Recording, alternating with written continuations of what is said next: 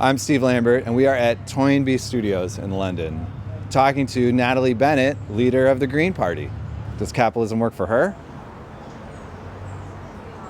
I voted false because the reality is that capitalism isn't working for me, it isn't working for everyone who's watching, it isn't working for our society.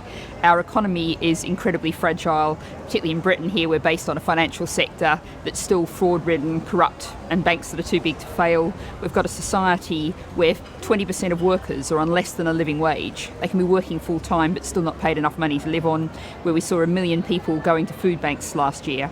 And of course, we've got the crisis of climate change and all the other environmental challenges, which are simply not being addressed in the way they must be. I'm always asked, are you anti-capitalist? And it kind of depends what you mean by capitalism. If you're talking about a big multinational chain that's, exploiting its workers, trashing the environment, making huge profits deposited in tax havens, that's obviously unsustainable and can't continue. If you're talking about someone who starts a little market garden on the edge of town on 10 acres, goes into the market 2 days a week and sells their produce, that's still capitalism, but I don't have any problem with that.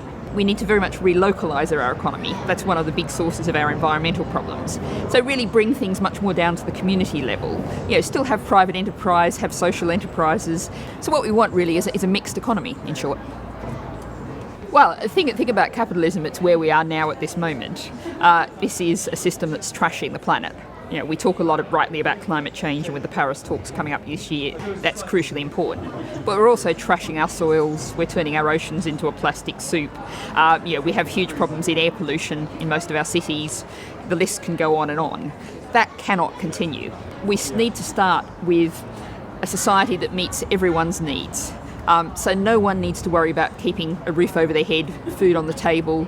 We need to ensure those basics. And then what we have to do is say we have to live collectively within environmental limits. That's what we need to do. Now, I think to achieve that, what we need to do is we call for a citizen's income or a universal basic income, so everyone gets the guarantee of their basic needs being met. We need a living wage so that all jobs pay you enough money to live on. And we need a kind of society where we consume less stuff but have a better life. We have huge levels of mental ill health, stress. This really isn't working. We've been stuck in this, what you might call the neoliberal paradigm, the kind of philosophy of Thatcher and Reagan, that's very much been assuming that people are simply motivated by money. If you throw more money in, they're more motivated. We all actually know that's not true, and it's really time to move on from that. It's failed as a model. We have a deeply unequal, very unstable, economically, socially, environmentally world. That model's failed. Let's go for something different.